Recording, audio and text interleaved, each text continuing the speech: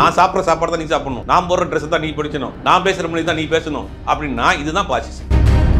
புதிய கல்விக் கொள்கையை சேர்க்கிறதுக்கு அவங்க வந்து ஃபோர்ஸ் பண்ணுறாங்கிறதா இன்னைக்கு குற்றச்சாட்டு. இன்னைக்கு தமிழ்நாட்டில் இருக்கக்கூடிய எல்லா கட்சிகளும் அதை கடுமையாக எதிர்த்து பேசுது.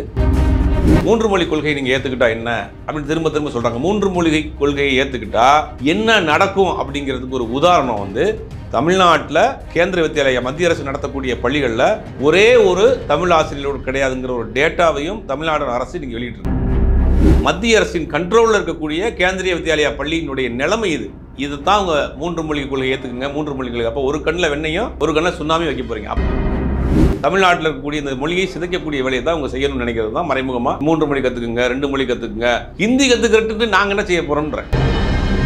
மகாராஷ்டிராவில் என்னன்னா மராத்தி மொழி இருந்துச்சு, நீங்கள் மராத்தி மொழி சேர்ந்து போச்சு. பீகாரில் பீகாரி மொழி இருந்துச்சு, அது செதஞ்சு போச்சு. குஜராத்தில் குஜராத்தி மொழி இருந்துச்சு, செதஞ்சு போச்சு. இதெல்லாம் ஏன் செதஞ்சு போச்சுன்னா அவர்கள் ஹிந்தியை தூக்கிப்படுத்ததுனால தாய்மொழி இழந்து இன்னைக்கு நிற்கிறாங்க. இப்போ நம்ம உரிமையை கேட்குறோம், நான் தரமாட்டேன் அப்படின்னு மிரட்டுறது வந்து இந்திய அரசியலமைப்பு சட்டத்துக்கு எதிரானது. இதே தனியார் பள்ளியில் படிக்கக்கூடிய மாணவர்களுக்கு 3வது மொழி கற்றுக்கிறதுக்கு வாய்ப்பு கிடைக்குது, அவங்க வந்து அடிஷனலாக வந்து கற்றுக்குறாங்க அப்படின்னு ஒரு தகவலை சொல்லியிருந்தாரு. அது எந்த அடிப்படை டேட்டாவும் இல்லை அப்படின்னு தமிழ்நாடு உண்மை கண்டறியும் யூனிட் வந்து அதை வந்து இன்னைக்கு தெளிவுபடுத்தியிருக்காரு. சமீபத்தில் மத்திய அமைச்சர் என்ன சொன்னார், நீங்கள் புதிய கல்விக் கொள்கையில் சேரலைன்னா மத்திய அரசின் நிதியில் நடத்தக்கூடிய சர்வ சிக்ஷா அபியான்ங்கிற மாதிரியான ஸ்கீம்லாம் இருக்குது, அதுக்கெல்லாம் நிதி தர மாட்டோம்.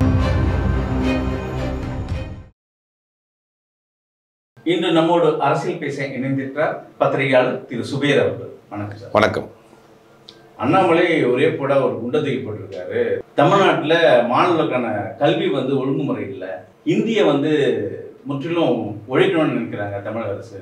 அரசாங்க பள்ளி மாணவர்களுக்கு போதிய வசதி செய்து தரவில்லை ஹிந்தி படிக்கிறதுக்கு, தனியார் பள்ளியில் படிக்கிற பசங்க தான் இந்தியை முழுக்க படிக்கிறாங்க அப்படின்ற ஒரு குற்றச்சாட்டை முன் வச்சிருக்காரு. இதை எப்படி பார்க்குறீங்க? இல்லை, முதல்ல இந்த பொய்யும் புரட்டும் அடிப்படை மூலதனம்ங்கிறது சங்கிகளுக்கு உள்ள குணாதிசயம். அதனுடைய நீட்சியாக தான் தமிழக பாஜக தலைவர் அண்ணாமலை என்ன சொன்னார்னா, அரசு பள்ளியில் படிக்கக்கூடியவர்களுக்கு ஹிந்தி கற்றுக்கிறக்கூடிய வாய்ப்பு இல்லை, 3வது மொழி கற்றுக்கிறதுக்கு வாய்ப்பு கிடைக்க மாட்டேங்குது. இதே தனியார் பள்ளியில் படிக்கக்கூடிய மாணவர்களுக்கு 3வது மொழி கற்றுக்கிறதுக்கு வாய்ப்பு கிடைக்குது. அமைச்சர்கள் வீட்டு பிள்ளையை பாருங்கள், எம்எல்ஏ வீட்டு பிள்ளையை பாருங்கள், பெரிய பெரிய வசதியான வீட்டு பிள்ளையெல்லாம் அவங்க வந்து அடிஷ்னலாக வந்து கற்றுக்குறாங்க அப்படின்னு ஒரு தகவலை சொல்லியிருந்தார். அது தவறான தகவல், அது எந்த அடிப்படை டேட்டாவும் இல்லை அப்படின்னு தமிழ்நாடு ஃபேக்ட் செக் யூனிட் உண்மை கண்டறியும் யூனிட் வந்து அதை வந்து இன்றைக்கி தெளிவுபடுத்தியிருக்காரு. மொத்தம் தமிழ்நாட்டில் இருக்கக்கூடிய பள்ளிகள் வந்து மொத்தம் 58,000 பள்ளிகள் இருக்குது ஒட்டுமொத்தமாக. இதில் சிபிஎஸ்சி பள்ளிகள் 1835, மெட்ரிகுலேஷன் ஸ்டேட் போர்டு, மெட்ரிகுலேஷனில் ஸ்டேட் போர்டு சிலபஸில் படிக்கக்கூடிய பள்ளிகள் வந்து 12,690. இதுதான் தமிழ்நாட்டில் இருக்கக்கூடிய பள்ளிகளினுடைய டேட்டாஸ். இதில் பார்த்தீங்கன்னா இந்த சிபிஎஸ்சி நடத்தக்கூடிய கேந்திர வித்யாலயா நேரடியாக நடத்தக்கூடிய பள்ளிகள் அதில் வந்து 1835 வந்து உங்களுக்கு 3வது மொழி ஹிந்திங்கிறது ஒரு கட்டாயம் அளிச்சிருக்காங்க.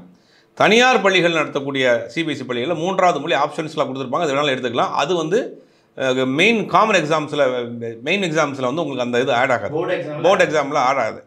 இதுதான் நிலைமை. இப்படி இருக்கிறப்ப இதை வந்து ஒரு தவறான ஒரு டேட்டாவை வந்து அவர் சொல்லியிருக்கிறார். இதை ஃபேக்ட் செக் யூனிட் மறுத்திருக்கு. இதே நேரத்தில் இப்போ சமீபத்தில் மத்திய அமைச்சர் என்ன சொன்னார், நீங்கள் புதிய கல்விக் கொள்கையில் சேரலைன்னா வந்து நாங்கள் வந்து நிதி தர மாட்டோம், மத்திய அரசின் நிதியில் நடத்தக்கூடிய சில நிறுவனங்கள் இருக்குது, சர்வ சிக்ஷா அபியான்ங்கிற மாதிரியான ஸ்கீம்லாம் இருக்குது, அதுக்கெல்லாம் நிதி தர மாட்டோம் அப்படிங்கிற மாதிரி அவர் சொன்னார். அவங்க தமிழ்நாட்டில் புதிய கல்விக் கொள்கையை சேர்க்கிறதுக்கு அவங்க வந்து ஃபோர்ஸ் பண்ணுறாங்கிறதா இன்றைக்கி குற்றச்சாட்டு. இன்றைக்கி தமிழ்நாட்டில் இருக்கக்கூடிய எல்லா கட்சிகளும் அதை கடுமையாக எதிர்த்து பேசுது. 3 மொழி கொள்கையை நீங்கள் ஏற்றுக்கிட்டா என்ன அப்படின்னு திரும்ப திரும்ப சொல்கிறாங்க. 3 மொழி கொள்கையை ஏற்றுக்கிட்டா என்ன நடக்கும் அப்படிங்கிறதுக்கு ஒரு உதாரணம் வந்து நேரடியாக மத்திய அரசின் கீழ் இயங்கக்கூடிய தமிழ்நாட்டில் இயங்கக்கூடிய கேந்திர வித்யாலயா பள்ளிகளில் ஒரு தமிழ் ஆசிரியரும் கிடையாது. தமிழ்நாட்டில் கேந்திர வித்யாலயா மத்திய அரசு நடத்தக்கூடிய பள்ளிகளில் ஒரே ஒரு தமிழ் ஆசிரியரோடு கிடையாதுங்கிற ஒரு டேட்டாவையும் தமிழ்நாடு அரசு இன்றைக்கி வெளியிட்டிருக்கு. அப்போ இவர்கள் 3 மொழி கொள்கையை கொண்டு வந்தப்போ இந்தியை எந்த மாதிரி பார்ப்பாங்க, தமிழை எந்த மாதிரி பார்ப்பாங்கங்கிறது தெரியும். உதாரணத்துக்கு இன்னொரு டேட்டாவும் நம்ம சொல்லலாம். தமிழ்நாட்டில் ஒன்றிய அரசின் கட்டுப்பாட்டில் கீழ் இயங்கக்கூடிய கேந்திரிய வித்யாலயா பள்ளிகளில் வந்து 53 சமஸ்கிருத டீச்சர்ஸ் இருக்கிறாங்க. தமிழ்நாட்டில் 100 ஹிந்தி டீச்சர்ஸ் இருக்கிறாங்க. ஒரே ஒரு தமிழ் ஆசிரியர் கூட கிடையாது. தமிழ்நாட்டில் இயங்கக்கூடிய மத்திய அரசின் கண்ட்ரோலில் இருக்கக்கூடிய கேந்திரிய வித்யாலயா பள்ளியினுடைய நிலைமை இது தான் அவங்க 3 மொழி கொள்கை ஏற்றுக்குங்க, 3 மொழி கொள்கை. அப்போ ஒரு கண்ணில் வெண்ணையும் ஒரு கண்ணில் சுண்ணாமி வைக்க போகிறீங்க. அப்போ ஒரே நாடு, ஒரே தேர்தல், ஒரே மொழி அப்படிங்கிறது தான் உங்களுடைய ஐடியாலஜி. அந்த ஐடியாலஜியை கொண்டு வர்றதுக்கு இந்த மொழியை செதுக்கணும். ஹிட்லர் என்ன செய்வார் அப்படின்னா, ஒரு நாட்டின் மீது படையெடுக்கிறப்ப, ஒரு இடத்துல படையெடுக்கிறப்ப அவர் முதலில் கைப்பற்றுறது தெரியுமா உங்களுக்கு? Radio station. தகவல் தொடர்பு வந்து மொத்தமாக துண்டிச்சிடுவாங்க. அப்போ ஒரு மனிதனுடைய மிக முக்கியமானது வந்து அவனுடைய முகம்தான். முகத்தை சிதைக்கிறதுங்கிறது மொழியை சிதைக்கிறது தான். அப்போ இவங்க என்ன பண்ணுறாங்கன்னா, இவன் இந்த தமிழ்நாட்டினுடைய அந்த மரபுகளை, கலாச்சாரத்தை இன்றைக்கி தமிழ்நாடு தோண்ட தோண்ட நமக்கு வந்து மிகப்பெரிய அளவில் நம்ம 5000 வருஷத்துக்கு முன்னாடி போய்கிட்டு இருக்கோம். நம்முடைய பண்டைய கால வரலாறுன்றது முன்னாடி போய்கிட்டு இருக்கு. 5000 ஆண்டுகளுக்கு அதுவுமே தாங்க முடியல. இப்போ அதெல்லாம் என்ன பண்ணுறாங்கன்னா, இவங்க மொழி பெரிய தொன்மையான மொழியாக இருக்குது தமிழ் மொழி. தமிழ்நாட்டில் இருக்கக்கூடிய இந்த மொழியை சிதைக்கக்கூடிய வேலையை தான் அவங்க செய்யணும்னு நினைக்கிறது தான் மறைமுகமாக. 3 மொழி கற்றுக்குங்க, 2 மொழி கற்றுக்குங்க, பணக்கார வீட்டு பிள்ளைய ஹிந்தி கற்றுக்கட்டும். ஹிந்தி கற்றுக்கிட்டு நாங்கள் என்ன செய்ய போகிறோன்றேன். இல்லை, அண்ணாமலையோட குற்றச்சாட்டு வேறொரு பார்வையாக தான் இருக்குது. அதாவது திமுக அங்கம் வைக்கிற அமைச்சர்களாக இருக்கட்டும், பணக்காரர் அப்படின்னு ஒரு குறிப்பிட்ட ஒரு சொல் என்னன்னா, அவங்க வீட்டிலலாம் குழந்தைங்கள ஹிந்தி படிக்க வச்சுருக்காங்க. சிபிஎஸ்சியில் போய் சேர்த்துடுறாங்க, ஹிந்தி படிக்கிறாங்க. ஆனால் இந்த அரசாங்க பள்ளியில் படிக்கிற பசங்களுக்கு வாழ்வாதாரம் இதில் பாதிக்கப்படுது. இதில் என்ன பசங்களோட மாணவர்களோட வாழ்வில் இதுக்கு என்ன பாதிக்கப்படுது? இல்லை, இந்த 3 மொழி கொள்கைங்கிறது இதுதான் நடக்கும். நம்ம ஏற்கனவே சொன்ன பார்த்தீங்களா, சமஸ்கிருதத்துக்கு 53 ஆசிரியர்கள், ஹிந்திக்கு 100 டீச்சர்ஸு தமிழ்நாட்டுக்கு கொண்டு வராது. இந்த 3 மொழி கொள்கை வரும். தமிழை வந்து அது எடுப்பார் கைப்பிள்ளை மாதிரி போட்டுட்டு ஹிந்தியினுடைய ஆதிக்கம் அங்கே அதிகமாயிரும். அப்போ கொஞ்சம் கொஞ்சமாக வந்து அந்த மொழியை வந்து சிதைக்கக்கூடிய வேலை செய்வாங்க. இப்போ மகாராஷ்டிராவில் என்னென்னா மராத்தி மொழி இருந்துச்சு, நீங்கள் மராத்தி மொழி சேர்ந்து போச்சு. பீகாரில் பீகாரி மொழி இருந்துச்சு, அது சிதைஞ்சு போச்சு. குஜராத்தில் குஜராத்தி மொழி இருந்துச்சு, சிதைஞ்சு போச்சு. இதெல்லாம் ஏன் சிதைஞ்சு போச்சுன்னா, அவர்கள் ஹிந்தியை தூக்குப்படுத்ததுனால தாய்மொழி இழந்து இன்றைக்கி நிற்கிறாங்க. மராட்டியர்கள்டே அப்படிங்கிற ஒரு முழக்கத்தை அன்றைக்கி பால் தாக்கரே வச்சார். உத்தவ் தாக்கரே அப்பா பால் தாக்கரே வச்சார். மராத்திய மொழி தான் பேசுகிறேன்னாங்க. இன்றைக்கி என்னென்னா கொஞ்சம் கொஞ்சமாக அதை வந்து அழிச்சிட்டு இன்றைக்கி மராத்திங்கிற மொழியை இன்றைக்கி பெருசாக புழக்கத்தில் எல்லாம் போயிடுச்சு. ஹிந்தியினுடைய ஆதிக்கம் தான் இருக்குது. அந்த 3 மொழி கொள்கை வரப்போ தமிழ்நாட்டில் தான் நடக்கும். அதிகப்படியான ஆசிரியர்களை போடுவாங்க, தமிழுக்கு ஆசிரியரை கொடுக்க மாட்டாங்க. வேறு வழி இல்லாமல் பிள்ளைகள் வந்து ஹிந்தி கற்றுக்கிற சூழ்நிலைக்கு தள்ளப்பட்டுரும். அப்போ நம்மளுடைய மொழியை சிதைச்சிட்டா நம்மளுடைய கலாச்சாரம் பண்பாடு எல்லாம் சேர்ந்துடும். அதைத்தான் அந்த பண்பாட்டு சிதைவை தான் இவங்க செய்யணும்னு நினைக்கிறாங்க தமிழ்நாட்டில். அதுக்கு பல வழிகளில் பல முகங்களில் சொல்கிறாங்க. தமிழ்நாட்டை பொறுத்த வரைக்கும் ஹிந்தி கற்றுக்கிறதுக்கு நிறையா ஆப்ஷன்ஸ் இருக்குது. ஹிந்தி பிரச்சார சபான்னு ஒன்று இருக்குது. அதில் நீங்கள் போய் ஹிந்தி கற்றுக்கலாம். யார் வேணா யாரும் பிடிச்சி வச்சுருக்காங்களா? சரி, அப்படியே ஹிந்தி இவ்வளோ கஷ்டப்பட்டு தமிழக அரசாங்கம் இதில் ஏதாவது முட்டுக்கடை போடுவதா? எதுக்கு படிக்கக்கூடாது? யாருமே யார் படிக்கக்கூடாதுன்னு சொன்னாங்க? யார் படிக்க வேணாம்னு சொன்னாங்க? விருப்பப்பட்ட முறையில் ஃப்ரெஞ்சு தமிழ்நாட்டில் படிக்கிறாங்க. எத்தனையோ மாணவர்கள் வந்து ஃப்ரெஞ்சு மொழி படிக்கிறாங்க, ஜெர்மன் மொழி படிக்கிறாங்க. ஜெர்மனில் படிச்சுன்னா ஜெர்மன் நாட்டில் ஸ்காலர்ஷிப் கொடுக்குறான் எஜுகேஷனுக்கு. அதனால் அந்த பிள்ளைங்க ஜெர்மன் கற்றுக்கிட்டு ஜெர்மன் லாங்குவேஜில் எக்ஸாம் எழுதி அந்த நாட்டில் ஸ்காலர்ஷிப் வாங்கி ஹையர் எஜுகேஷன் படிச்சுட்டு இருக்காங்க எத்தனையோ பிள்ளைங்க தமிழ்நாட்டில். ஃப்ரெஞ்சு கற்றுக்குறாங்க. ஃப்ரெஞ்சு கற்றுக்கிட்டா ஃப்ரெஞ்சு கவர்மெண்ட்டில் நிறைய ஜப்பானீஸ் கற்றுக்குறாங்க, ஜப்பான் மொழி கற்றுக்குறாங்க. ஜப்பான் மொழி கற்றுக்கிட்டா இங்கே உட்காந்துட்டு ஜப்பானிய லாங்குவேஜில் கற்றுக்கிட்டு வேலை பார்க்குறாங்க நிறையா. அப்போ தேவைப்பட்டால் கற்றுக்கிட்ட போகிறோம். இப்போ ஹிந்தி கற்றுக்கிட்டால் வடநாட்டில் பானிபூரியாக வைக்க முடியும்? ஹிந்தி கற்றுக்கிட்டு நாங்கள் என்ன செய்ய போகிறோம்? ஹிந்தி எதுக்கு எங்களுக்கு? நாங்கள் உலகத்தோடு போட்டி போட்டுக்கிட்டு இருக்கிறோம். நீங்கள் வந்து ஹிந்தி பீகார் யூபி கூட கம்பேர் பண்ணுறீங்க. தமிழ்நாட்டில் இருக்கக்கூடிய மாணவர்கள் உலகத்தரமான கல்வியை கற்றுக்கிட்டு இருக்கிறாங்க, உலகத்தோடு போட்டி போட்டுக்கிட்டு இருக்கிறாங்க. ஜெர்மன் மொழியை கற்றுக்கிட்டு அங்கே இருக்கக்கூடிய ஸ்காலர்ஷிப் வாங்கி படிக்கிறான். ஜப்பானிய மொழியை கற்றுக்கிட்டு அங்கே போய் ஸ்காலர்ஷிப் வாங்கி படிக்கிறான். ஃப்ரெஞ்சு மொழியை கற்றுக்கிட்டு அங்கே போய் ஸ்காலர்ஷிப் வாங்கி படிக்கிறான். உயர்கல்வி வளர்த்துக்கிறான். இன்றைக்கி உலகத்தில் இருக்கக்கூடிய டாப் 10 கம்பெனியில் தமிழர்கள் தான் முக்கிய பொறுப்பில் உட்காந்துருக்கிறாங்க. இருமொழி கொள்கையில் படித்தவங்க. இது அண்ணாமலை இருமொழி கொள்கையில் படித்தவர். தமிழிசை சவுந்தரராஜன் அவர்கள் இருமொழி கொள்கையில் படித்தவங்க. அவங்க டாக்டர் ஆலையா, இவர் ஐபிஎஸ் ஆஃபீஸர் ஆலையா? இது என்ன குறைஞ்சி போச்சு? ஒரு டேட்டா பேஸ் சமீபத்தில் ரிலீஸ் பண்ணியிருக்கிறாங்க. இந்தியாவிலேயே ஹையர் எஜுகேஷனில் அதிகமான படிக்கக்கூடிய மாநிலம் வந்து தமிழ்நாடு. இந்தியாவிலேயே பெண்கள் அதிகமாக படிக்கக்கூடிய மாநிலம் தமிழ்நாடு. இந்தியாவிலே அதிகமாக பெண்கள் வேலைக்கு போகக்கூடிய மாநிலம் தமிழ்நாடு. கல்வி கட்டமைப்பு நம்ம அப்படி இருக்குது. இத்தனைக்கும் பொதுப்பட்டியலில் இருக்குது கல்வி. அது வேறு விஷயம். அண்ணாமலை குறிப்பிட்ட மாதிரி இப்போ தமிழக அரசால் நடத்தப்படும் பள்ளியில் இந்தியை வந்து ஒரு பாடமாக வச்சா தமிழுக்கு ஏதாவது சிதைவு ஏற்படும்? எதுக்கு தேவையில்லைங்கிறேன். தேவைப்படுகிறவங்களும் தமிழ். அவங்களோட குற்றச்சாட்டு அதுதானே, இந்தியை படிக்க விட மாட்டேன்றாங்க அப்படின்ற. படித்து என்ன செய்ய போகிறோம்? ஃப்ரெஞ்சு கற்றுக்கிட்டா ஃப்ரெஞ்சு நாட்டில் வேலை பார்ப்பான். எங்களுக்கு தேவைன்னா ஹிந்தி கற்றுக்கிற போகிறோம். யாராவது ஹிந்தி கற்றுக்கிறதுக்கு தடை போட்டாங்களா? இந்தியா முழுக்க ஒரு மொழி அப்படின்னா ஹிந்தி தானே பார்க்கப்படுது. இந்தியா மொழி எப்படி மொழி ஆகும்? அலுவல் மொழி இந்தியா, அலுவல் மொழி இங்கிலீஷ் தானே இருக்குது. ஹிந்தி ஒரு குறிப்பிட்ட மாநிலங்களில் பேசுகிறாங்க. இப்போ அதான் சொல்லணும், ஏற்கனவே சொன்ன மாதிரி தான். மகாராஷ்டிராவில் மராத்தி மொழி பேசுனாங்க, பீகாரில் பீகார் மொழி. அந்த மொழியில் சேர்ந்து போச்சு. அப்போ ஹிந்தியை இவங்க கை மேலோட்டமாக தூக்கி பிடிக்கணும், மேலே கொண்டு வரணும்னு நினைக்கிறாங்க. தேவைப்படுகிறப்ப ஹிந்தி கற்றுக்கிற போகிறேன். இப்போ நான் ஹிந்தி நம்ம வடநாட்டில் நான் ஒரு தொழில் பண்ண போகிறேன் அப்படின்னு எனக்கு தேவைன்னா ஹிந்தி கற்றுக்கிற போகிறேன். ஜப்பானில் வேலைக்கு போகிறேன், தேவைன்னா ஜப்பானீஸ் கற்றுக்கிற போகிறேன். 6 மாதத்தில் கற்றுக்கிற போகிறேன். நீங்கள் ஏன் இதை கொண்டு வந்து திணிக்கிறீங்க? திணிக்கிறதுனுடைய நோக்கம் என்ன? தமிழை அழிச்சிட்டு இந்தியை மேன்மையாக கொண்டு வரணும். இந்தியா முழுவதும் ஹிந்தி தான் ஆட்சி மொழியாக இருக்கணும், இந்தியா முழுவதும் இந்தி மொழி ஹிந்தி தான் வந்து உங்களுக்கு மொழியாக இருக்கணும் அப்படிங்கிறது தான் அவருடைய நோக்கம். இது நோக்கம் என்ன? யாருக்கும் எந்த மொழிக்கு எதிரானவர்கள் கிடையாது, யாரும் எந்த மொழியை கற்றுக்கிறதுக்கு தடை போடலை. அந்த நோக்கம் இங்கே நல்லாவே தெரியும். அதனால தான் எதிர்ப்பு. நீங்கள் யாரும் இந்த மொழி இந்தி மொழி கற்றுக்கிறதுக்கு யார் சொல்கிறா? தமிழ்நாட்டிலேயே நீங்கள் இந்தி பிரச்சார சபா இருக்குது, அங்கே போனீங்கன்னா ஹிந்தி கற்றுக்கலாம். 40 நாளில் ஹிந்தி படிக்கலாங்கிற புத்தகம் இருக்குது, அதை கற்றுக்கலாம். யார் உங்களை தடை போட்டால் ஹிந்தி கற்றுக்கிற வேணாம்னா? ஹிந்தி கற்றுக்குங்க, தேவைப்பட்டால் ஹிந்தி கற்றுக்குங்க, தேவைப்பட்டால் ஃப்ரெஞ்சு கற்றுக்குங்க. ஆனால் உங்கள் நோக்கம் என்ன? 3 மொழி கொள்கையோட நோக்கம் என்ன?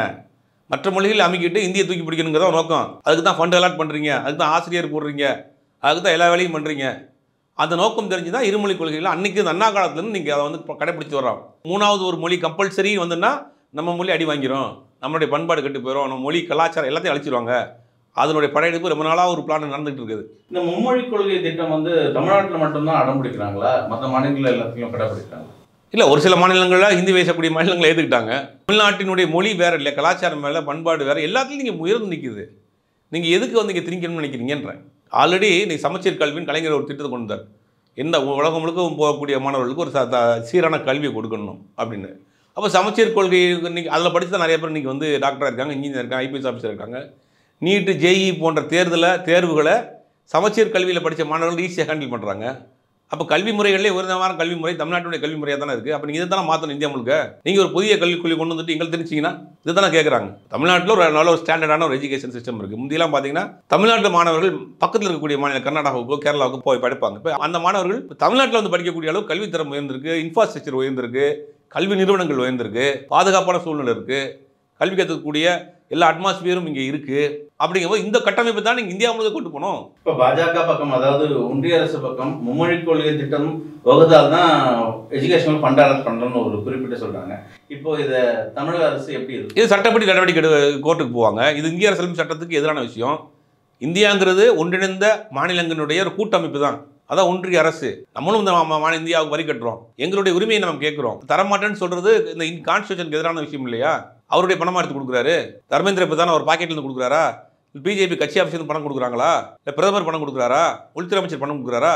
இந்திய அரசாங்கம்ங்கிறது இந்தியாவில் கூடிய அத்தனை மாநிலங்களையும் ஒன்றிணைந்த ஒரு அரசாங்கம். எல்லா மாநிலங்களும் வரி கொடுக்குறாங்க, எல்லா மாநிலங்களுக்கும் உரிமை இருக்குது. அப்போ நம்ம உரிமையை கேட்குறோம், அந்த தரமாட்டேன் அப்படின்னு மிரட்டுறது வந்து இந்திய அரசியலமைப்பு சட்டத்துக்கு எதிரானது. உச்சநீதிமன்றத்துக்கு போவாங்க, வழக்கு தொடுப்பாங்க, நீதிமன்றத்துக்கு போவாங்க, நீதி நாடுவாங்க, என்ன நடக்குங்கிறத பார்க்கணும். இதுதான் வந்து பாசிசம்ங்கிறது. ஒரு விஷயத்தை திணிக்கிறது.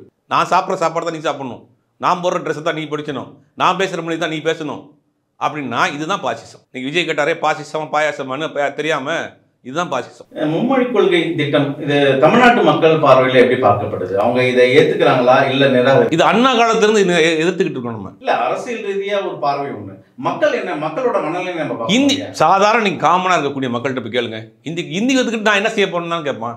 ஹிந்தி கற்றுக்கிறவன் இங்கே வந்து வேலை பார்த்துக்கிட்டு இருக்கான், பேசிக் லேபராக வேலை பார்த்துக்கிட்டு இருக்கான். ஹிந்தி தெரிஞ்சா நான் ஒரு ஐபிஎஸ் ஆஃபீஸர் ஆகலாம், ஹிந்தி தெரிஞ்சா ஒரு டாக்டர் ஆகலாம், ஹிந்தி தெரிஞ்சால் நான் வந்து ஒரு பெரிய ஒரு கம்பெனியில் சிஇஓ ஆகலாம் அப்படின்னா ஹிந்தி கற்றுருவோம். ஹிந்தி தெரிஞ்சு நான் போய் பீகார்லையும் ஒடிசாவிலையும் குஜராத்லையும் வந்து பானிபூரி வைக்க முடியும்? எதுக்கு அந்த மொழியை கற்றுக்கிறோம்? நம்ம உலக மொழியோட போட்டி போட்டுக்கிட்டு இருக்கலாம். ஜெர்மன் கற்றுக்கலாமா, ஃப்ரெஞ்சு கற்றுக்கலாமா, ஜப்பானீஸ் கற்றுக்கலாமா, அந்த மொழியை கற்றுட்டு அங்கே வேலை பார்க்கலாமா, அப்படி உலகத்தோடு போட்டி போட்டுக்கிட்டு இருக்கோம். நீங்கள் வந்து ஹிந்தி கற்றுக்கணும்னு வந்து எங்களை வந்து பின்னாடி தர வேலை செய்யக்கூடாது. அதான் தமிழ்நாட்டில் இருக்கக்கூடிய சாமானிய மக்களுமே எதிர்க்கிறாங்க. இது ஒரு முழுக்க திணிக்கக்கூடிய ஒரு அரசியல். வலுக்கட்டாக தான் இந்தியை கொண்டு வந்து திணிக்க பார்க்குறீங்க அப்படிங்கிறதா நோக்கம். யாரும் எந்த மொழிக்கும் எதிரானவர்கள் இல்லை, எந்த மொழியும் திணிப்பையும் நம்ம வந்து கண்டிப்பாக வந்து ஆதரிக்க போகிறது கிடையாது. அதே நேரத்தில் நீங்கள் கொண்டு வர்றதுனுடைய நோக்கம் எங்களுக்கு புரியுது.